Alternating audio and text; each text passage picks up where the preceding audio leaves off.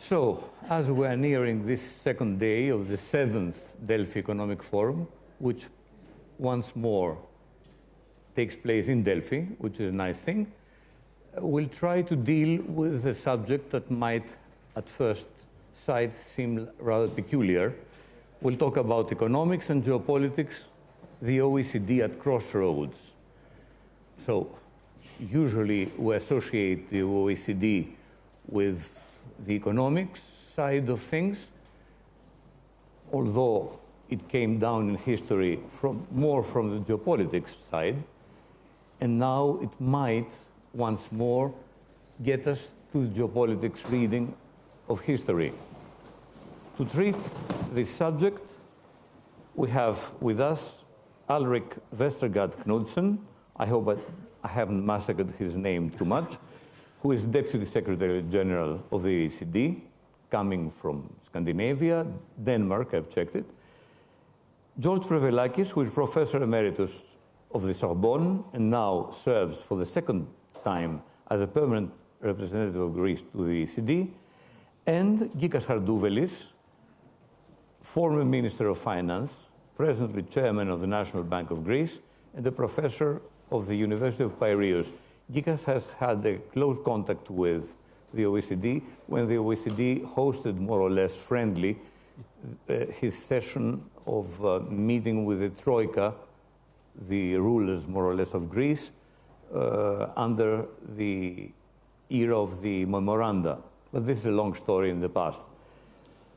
So we have to deal with economics and geopolitics, but since the geopolitical side is a novelty for the OECD, as we see it now, I'll ask first George Prevelakis to introduce us to this side of the issue, and I guess that he'll also speak a little about the history that makes this relevant. Mr. Prevelakis, you have the floor. Thank you very much. Well, the subject has become very actual, of course, with the Ukraine crisis, because the OECD, an organization which usually discusses economic problems, not only, of course, because the OECD is very much also interested, involved in environmental issues, social issues, and educational issues. But, I mean, the main focus is the economy.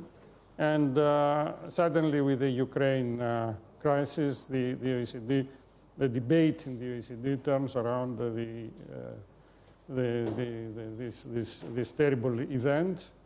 And I believe that our organization has been a pioneer in the sense that we decided very rapidly, unanimously, to condemn the Russian invasion. Now, this theme, of course, is fundamental in the history of the OECD. First of all, because the ancestor of the OECD is the Organization for European Economic Cooperation, the organization that managed the Marshall Plan, and the history of the OECD is closely related to the Marshall Plan. The Marshall Plan, essentially, of geopolitical nature, in the sense that at that time the main effort was to stop the destabilization of Europe, which was the political destabilization, which was due, of course, to the situation after the economic and social situation that after the Second World War. And then the Organization for European Economic Cooperation, with the end of the Marshall Plan, would finish. It was decided a bit more than 60 years ago. Instead of disappearing, it was decided to be transformed into the Organization for European, the OECD, the Organization for Economic Cooperation and Development. And that was also a geopolitical decision. At that time, in the late 50s and early 60s, the problem was not so much the stability of Western Europe, but it was the era of decolonization and the influence that the Soviet Union would have on those peoples and those countries. And therefore, we have the theme of development which is introduced. Development, of course, which concerns the developing world. But quite a peaceful way of dealing with development, not a fighting spirit as the earlier one. Of course. Then, with the end of the Cold War, a new era starts, the era of globalization, and the role of the OECD is to promote the unification of the world. And now we are probably in front of a new era, maybe an era during which we will assist to phenomena of deglobalization or a certain fragmentation of the world. We are confronted with a threat to our values, to the values of the community of states that form the OECD, and therefore we have new challenges.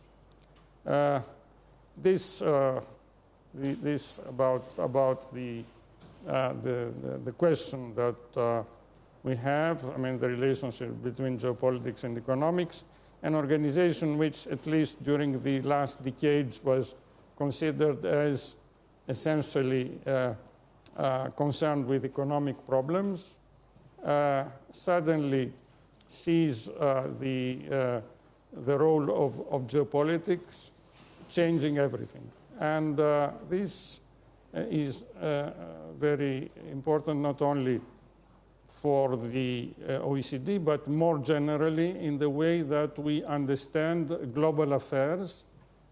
We are probably at the end of an era during which our perception of global affairs was dominated by an economic approach.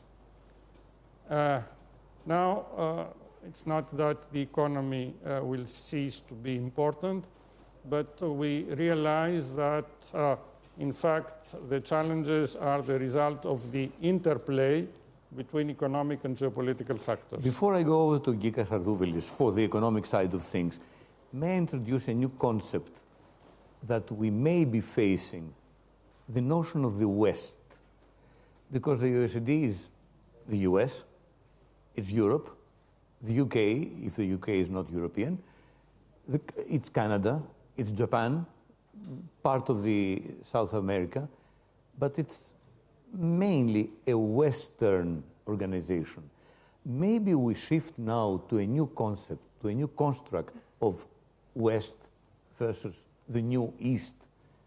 And is the climate within the OECD ripe for such a shift to play a role as a champion of the West? No, Prevelakis for that, and then over okay. For the economic side. I thought it was the... if the hypothesis of a change of era is valid, then obviously the organization will adapt to the new era, as it happened in the past. But we don't know yet, and of course it will take some time.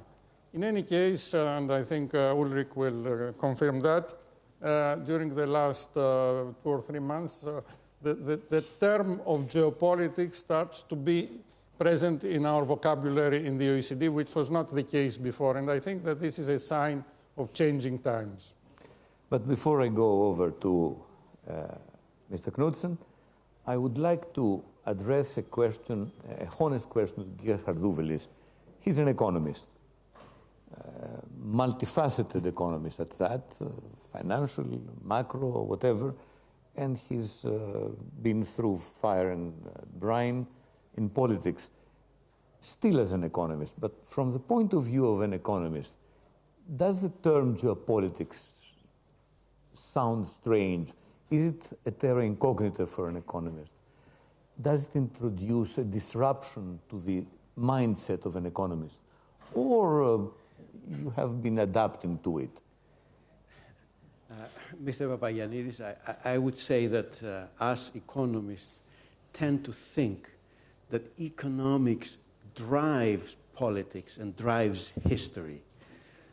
In fact, it was my popular question, to ask politicians, because I did meet many politicians in my adult life, and I used to ask them the question, do you think, is it politics that drives economics, or is it economics that drives politics? It sounds like Marxist. I tell you, everybody kept telling me, of course it's politics, except one. I'm not gonna reveal him, but who told me, of course it's economics. He was a British guy, ex-prime minister. Okay. Anyway, economists build economic models based on a specific economic environment. They take it as fixed, and they assume a certain maximizing behavior, and they observe the actions that happen.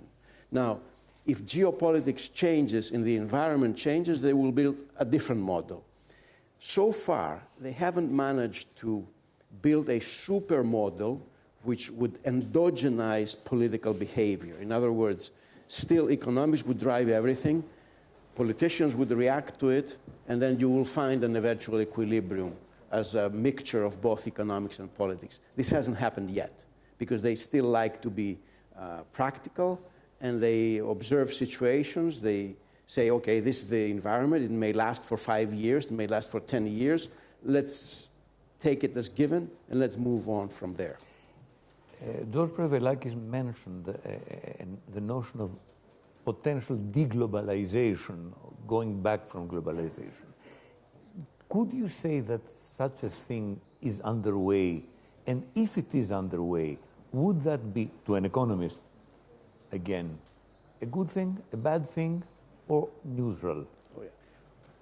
Economists definitely, all of us, I don't think anybody disagrees, they think that globalization is something good. Open trade is something good. It's welfare maximizing. And economists are trained in economic history that goes back a couple of centuries, and they know that globalization had happened before World War II, and they typically measure globalization with how big is international trade as a percent of economic activity.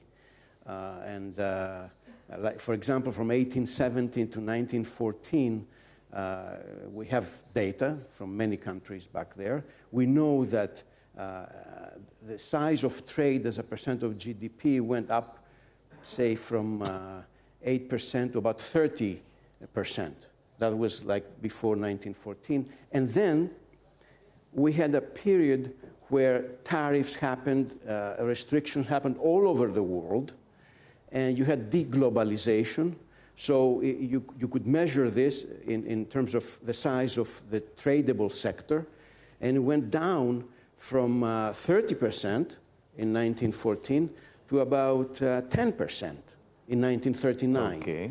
And then after World War II, you see a continuous increase in globalization, increase in the size of trade as a percent of GDP. You saw growth all over the world, but trade was moving in faster. So the ratio of trade to GDP was rising and rising and rising. In fact, in the mid-70s, we reached the magic number of 30% we had observed back in 1914. But in the mid-70s, there was no break point. There was a continuous increase. If you look at the data, the Berlin Wall and the ex-Soviet Union, there's no jump there. It was a continuous increase. And then it sort of stops around the great financial crisis of 2007, 2008. I think that the ratio had reached about 60%. In other words, it was double of what it was in 1975. And from then on, you haven't observed a necessary deglobalization. You have seen fluctuations. In other words, the expansion of trade is similar to the expansion of GDP. Growth continues to go on. It's just that trade goes along. It's not moving any faster. It's as if the world has reached an equilibrium. There's so much we can do by importing and exporting. We also have to produce internally, so there's a sort of an equilibrium. And I guess now, with the pandemic and the new war, the question is coming back at the forefront. Are we going to see deglobalization? Are we going to observe what happened in 1914? And I guess a lot of people, economists, they don't like to predict these things. It's mostly political scientists that do that. But nobody really, we don't really think that we're going to go back to autarky, to self-sufficiency. Most likely we may see groups of countries, we may see coalitions of countries. Definitely we're going to move away from the last-minute kind of manufacturing model where you outsource everything, you don't keep buffers, you try to minimize all your costs. That is probably going to be a thing of the past, but we don't know the world we're moving to. Yeah, usually predicting the future is a tough matter. Predicting the past, especially if you're a journalist, yes, is far easier. But to give you the sense of how economists feel, they don't like deglobalization. They feel that the more the bounds are open, the boundaries are open, the better off you are. I mean, this is a fundamental. I mean, we have very few theorems in economics. It's a social science, and one of the theories that everybody believes is that trade improves welfare. You have two countries. One country does everything better than the other country. It's better in producing cars and producing corn than the second country, and they can still benefit from trade. The notion of comparative advantage came from the early 19th century, from David Ricardo. It's instilled in economics. So, over to Ulrik, Vestergaard, Knudsen, of an organization, the OECD. He comes from Scandinavia. He's Deputy Secretary General of an organization whose Secretary General, Matthias Cormann, comes from down under, meaning the other side of the globe. And Cormann will be discussing the same issues with Kyriakos Mitsotakis, the Greek Prime Minister. So there is much of the OECD in this Delphi conference.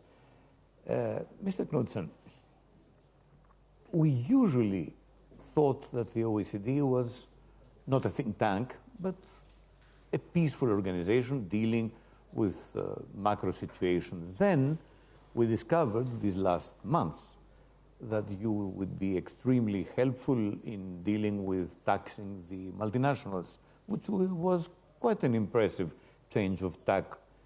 And now you are asked to think of geopolitics. So how do you feel this?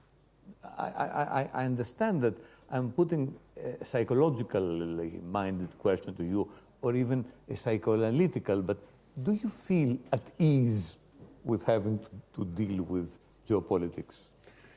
On behalf of the OECD, I feel relatively at ease with the situation, but as a global citizen, I do not. And I'd like to start with a little bit of doom and gloom, if I may, on the geopolitical side.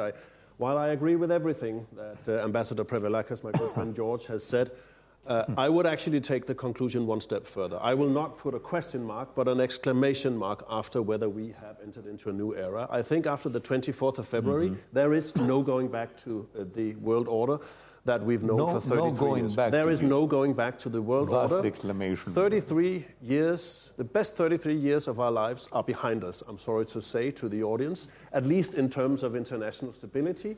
We've gone through 33 years with hope, stability, prosperity, peace, at least in Europe. And we're now entering a phase, I fear, that will be marked by fear, by less stability, certainly a lot more instability. We already have a war in Europe, the worst war we've had since the Second World War. And I'm also afraid of the decoupling and deglobalization scenarios. I'm an economist as well, so I know that that can lead to at least pockets of poverty. That's the doom and gloom scenario. There was a famous leader who once said there are decades where nothing happens, but then there are weeks where decades happen. His name was Vladimir Ilyich Ulyanov, also known as Lenin, ironically in this situation. But he's actually right. This is what we're seeing before our very eyes right now. Back to the roots of the Putin regime. These last couple of weeks, we've seen Democrats and Republicans unite around a new leadership in the US. We've seen China facing now existential dilemmas they haven't seen since the Tiananmen massacre. We've seen Europe uniting in a way we hadn't expected. We've seen European countries changing their foreign policies completely within a matter of weeks. Germany has made a 90-degree change in their foreign policy. Small neutral countries like Sweden, Finland, Switzerland, Austria, Ireland are questioning that neutrality. My own country, Denmark, has put their reservation against the defense cooperation in Europe to a vote. So, and Putin is running Russia to the ground. This is all a matter of just a few weeks. So there's no going back. And I'm not saying that only just because of what we witnessed the 24th of February and since, because, of course, having a war in Europe, having a full-scale economic war with the former superpower, Russia, is in itself pretty groundbreaking. But I'm saying it because we already saw tension building geopolitically over the last, you could say, 5 years or 10 years between the US and China. So there's no going back. May I interrupt you? No, may I interrupt you? I'll just finish here by saying there's a good chance that we can save some of the world order, but there's no going back. That's my yes. But in your torrent of first remark, I noticed that you mentioned Tiananmen, you mentioned Lenin. So maybe we see the new construct of East versus West, or West to contain East. And how exactly do you contain 40%, if I look at India also, 40% of the global population? Is the OECD equipped, if it is willing, to deal with this, or is the chunk too huge to bite? This is not going to be easy for any international organization, but I actually believe that the OECD could be better placed than others to fix some of this. And the reason is the following. I think the era of multilateralism, global multilateralism, is, if not over, then is really, really headed for hard times. Yeah. You see the reputation of the UN is decreasing by the day. We haven't had a global trade round since the WTO was formed in 1994, the very cornerstone of globalization, as the previous speakers mentioned. What we have seen actually is that the OECD has been able to, the tax agreement, the AI principles, starting from a set of like-minded countries, then spreading to others. We've actually managed to make a couple of agreements, and I'd say the tax agreement is perhaps the most important economically binding agreement since the formation of the WTO. So I think actually that method, the OECD method of gathering like-minded countries around a challenge and then seeing if that could attract the attention of others, I think that may actually be the only way forward for multilateralism in the future, if we are right that we are headed for deglobalization, decoupling, and a dire fate for multilateralism. But like-minded countries. Yes, the scope for global standards may certainly be diminishing. That also means that the scope for the OECD to promote global standards, for example, through the UN, that is also diminishing. So there are pros and cons, definitely. But I think you're right, moderator, when you talk about a potential new West-East division. And you could say that in terms of international organization expression, NATO is the military expression of the West. Yeah. OECD is the economic, societal expression of the West. But so we are firmly in that camp. But I am also absolutely convinced that the OECD still has a role, like Professor Prevelakis said in the beginning, the historic role of trying to bring cooperation to the world and not just the like-minded world. I think that will still be a core challenge for us, and an ambition to see if we can save as much as we can of the global order that has brought prosperity not only to OECD members but also to non-members. I say this both as a representative of the OECD but also as an economist. And I think in this panel you will find agreement that the OECD should not just close its borders to the rest of the world. We should still try to be a force for setting global standards. So from an exclamation mark and an enthusiastic one back to a question mark. And for me, back to George Prevelakis.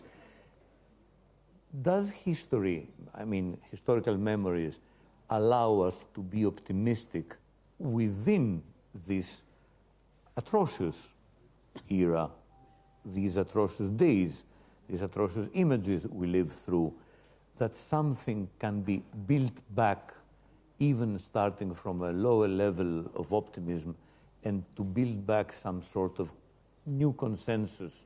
You mentioned unanimous stances being adopted at the OECD, but the future can be more demanding if the institution goes towards building new consensuses. How would you go about? Well, in order to answer, I think we have to go back to theory and to concepts, and to go back to our discussion about economy and geopolitics. Now, geopolitics is geo and politics. Economy and politics is something that I think economists know very well, because there is the political economy. But geopolitics is something different in the sense that there is geography there. And geography has to do with the organization of space, with the way that space is divided by borders. So we come to this issue of globalization, but in a more general way. And what we know in our geographical debate is that it's obvious that the unification of space is extremely profitable. It is what we said before, that, of course, globalization is the unification of humanity and the global space. Of course, it brings enormous benefits. But at the same time, unification of space creates tensions. Why? Because it is the expression of change in space. And those problems, we know them, inequalities. The landscape of inequalities changed enormously through globalization. Mm-hmm. Of course, we have less inequality between countries, poor countries, but we have inequalities inside countries. Then we have a series of other problems that have to do, even I would say, with COVID, we saw the problems of too much connectivity. What happens in one place, the financial crisis is also the expression of this kind of unification.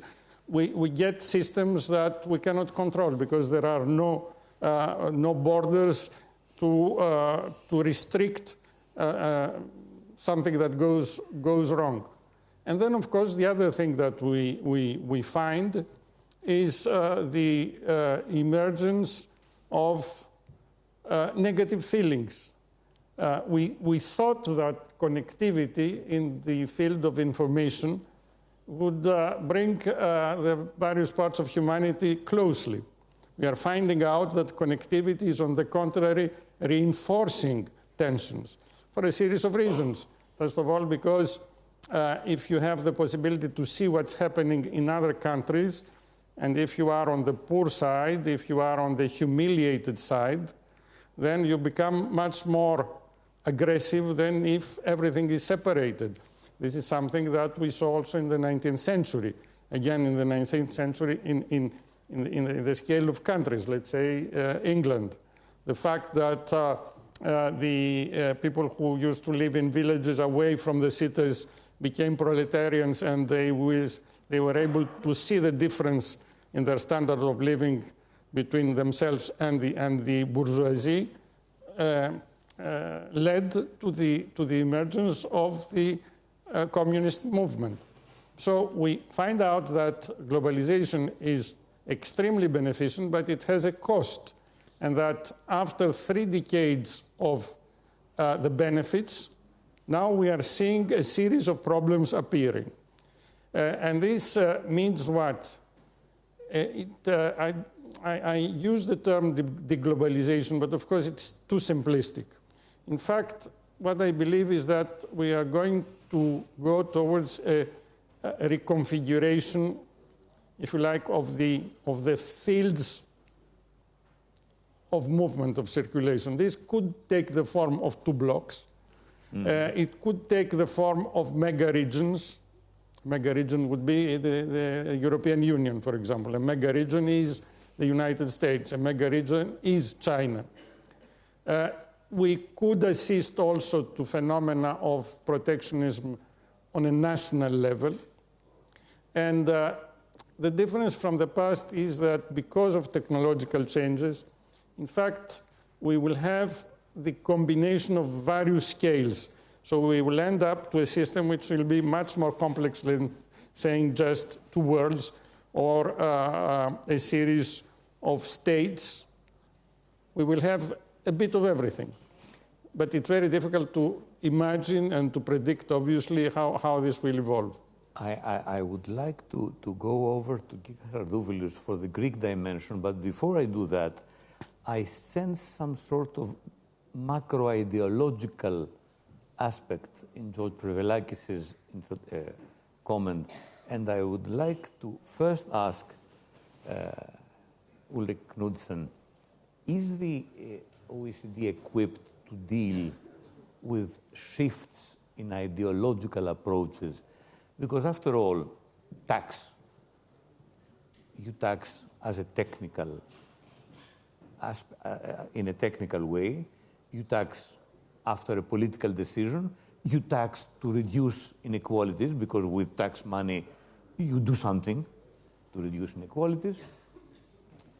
This is almost an easy ideological approach.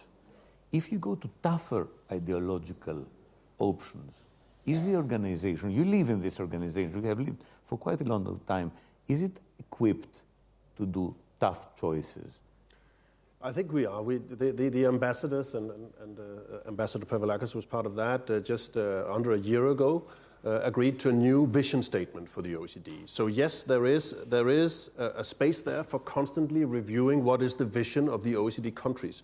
But at the same time, there's no doubt that our values are rooted in the way we were founded after the Second World War. This is a market economy, it's a democracy, it's human rights, and I guess from the outset, also a dedication to international cooperation and multilateralism, even those words are not in there.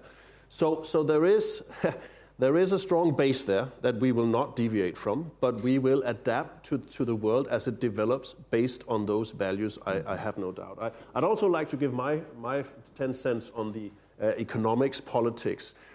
My take on this is that what we've seen perhaps over the last decade and over the last few weeks is that economics and politics are more intertwined now than perhaps ever before. So is it the hen and the egg that came first? I'm not quite sure. I mean, the sanctions we're seeing now imposed on Russia, that certainly is politics driving it, but the geopolitical crisis, if you like, was economics driving it, namely the growth of China. So I think they are more intertwined than ever. The paradox is that economic freedom and political freedom are perhaps decoupled in a way that we haven't seen before, and perhaps decoupled forever. Right, because it seems that the big Chinese experiment has shown us that you can have historically, unmatched increases in economic freedom while still not having any political freedoms. So that is not what we thought in the 90s. We thought that also economic freedom and political freedom would be linked. We thought that letting China into the WTO, the spread of the internet would surely spread the Western values. That did not happen, on the contrary. So we've seen that decoupling of economic and political freedom. I would like now to ask Gikas Hardouvelis tread on more dangerous territory. We are in Delphi, which was known as the center of the universe. But Delphi is in Greece, which many Greeks think is the center of the universe, but it isn't.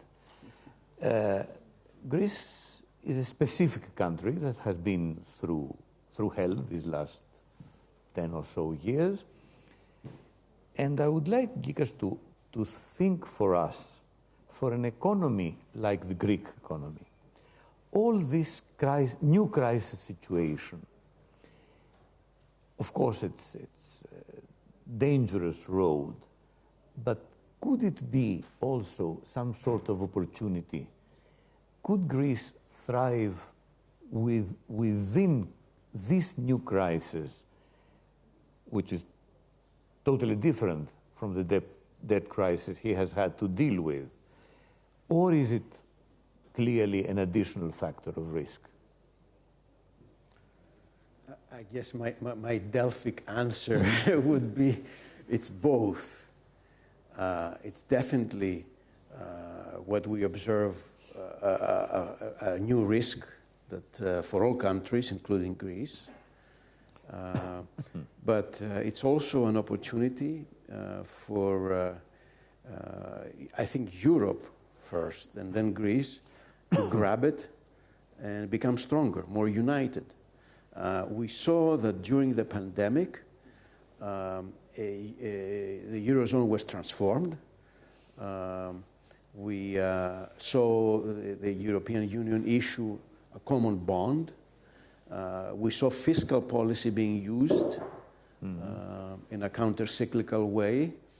The Eurogroup is discussing, should we change the rules, the fiscal rules that we are obeying? Should we slightly change them to make them more realistic? For example, move away from the deficit concept to putting a rule on expenditure, et cetera, et cetera. And should we count military expenditure there?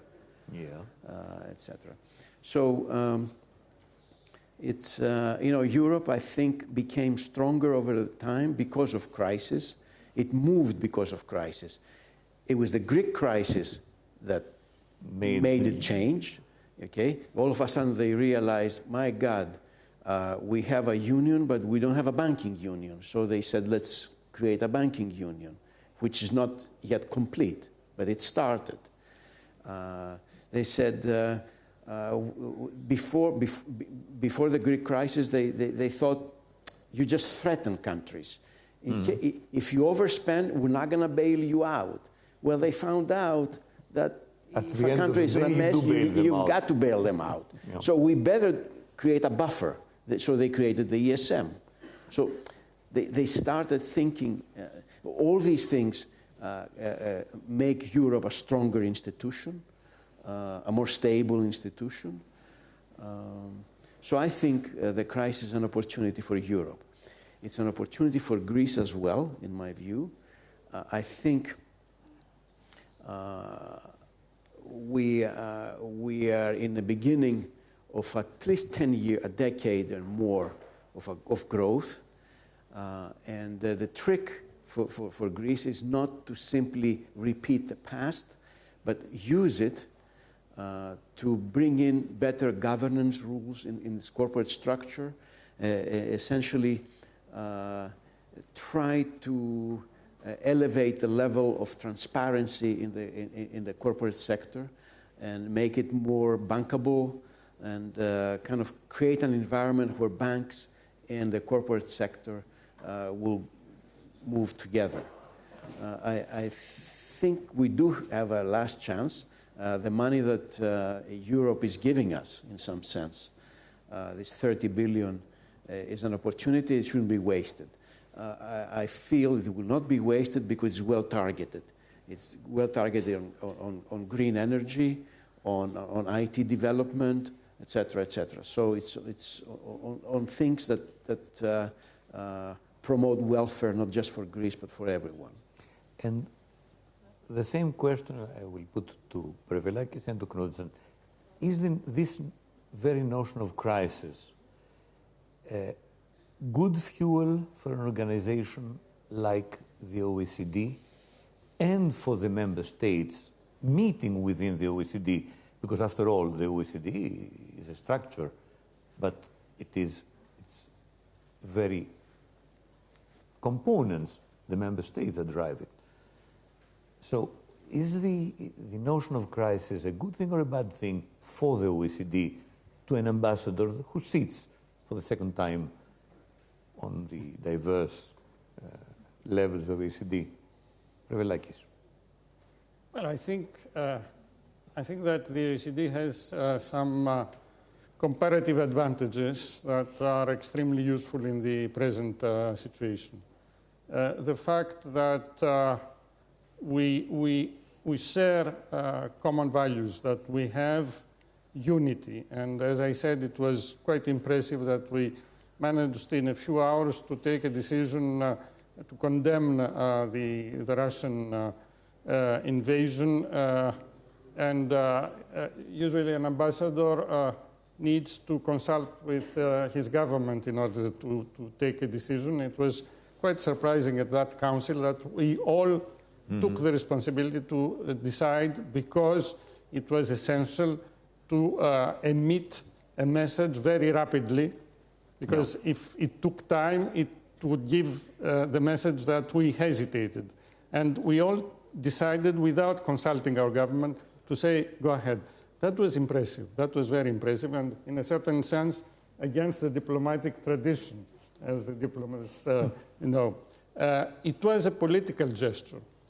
So I believe that we have this capacity that other international organizations do not have. So we can play a very important role, but we have to assume this role, and this has to do with the way we inform our governments, we guide our governments, because it's not us who take the decision, it is our governors, but we have a role to inform our governments, and the way we cooperate with the Secretariat, with the Secretary General, with the deputies. We have to be very cohesive, very cooperative. I think we are doing that, and if we go on and continue in that way, I believe that the OECD will be able to play a very important role. So over to Ulrik Knudsen. I'm not very conversant about the structure of the OECD. I'm more of an EU person, but still, you are also a technostructure. I don't insult you by calling you a technocrat, but still you are one. Is the esprit de corps within the OECD adapted to a crisis situation? Would you deal with it? Would you grow through this crisis? Or you would be confronted to something so peculiar that you might buckle under and shift the onus to the governments? No, I think this crisis is an opportunity for the OECD, and I think that we showed together, the ambassadors and the Secretariat, that also in the way we handled the COVID crisis over the last 2 years, that we were actually able to deliver recommendations and global standards that were of use to the global society and our members. And I will try to say the same thing as George said, but from another angle. What has surprised everyone, not least Mr. Putin and Mr. Xi, but perhaps also us in the West, is the cohesiveness, coherence, strength, and depth of the Western answer to this crisis. We were pretty quick in answering with economic sanctions and so on across the Atlantic, the US and Europe, the West, if you like. So what are those values that we seem to rally around in a surprising tempo? Those values are exactly the values that the OECD are built upon. So I think that provides a tremendous chance for us to see these values perhaps coming to the forefront of both economics and politics again in the coming decade. That is a tremendous opportunity for the OECD, because we embed those values. Having said that, I also think that the OECD has to be the institution where there is a chance to reach out to the rest of the world. I don't think we have that polarization with China yet. We have it with Russia, and I think actually the European answer to this will be important. Some, I think, in Beijing have said we've lost Washington, but EU is our biggest trading partner. We have to, I think, still offer China a perspective of a world where ideological rivalry, competition, and cooperation on climate, on North Korea, on nuclear arsenals and so on, we have to offer a scenario where there is still a muddy world order and not a polarized world order, so to speak. If we offer that, I think also the OECD will have a role to play in building bridges globally in the future. But it is a diminished world order. Thank you indeed. 28 seconds for George Prevelakis for his closing statement. Yes, the important thing is also the relationship of the, let's say, the West with the rest of the world. And in that sense, the OECD can serve also as the linkage, as the facade, the image of the West towards that world. And of course, it is an image which is much more attractive than, let's say, the military image. And there, I think we have also a very, very important mission. So the OECD can serve at the same time as an instrument of cohesion of our world and an instrument of linkage of our world with the rest of the world. Thank you, George Prevelakis. Thank you, Gikas Hardouvelis and Ulrik Vestergaard Knudsen. I'm getting better or worse. Yeah, you are. By the minute. And thank you all for your patience, for your presence and your resilience, as we usually say in European situations. Thank you. 8:32.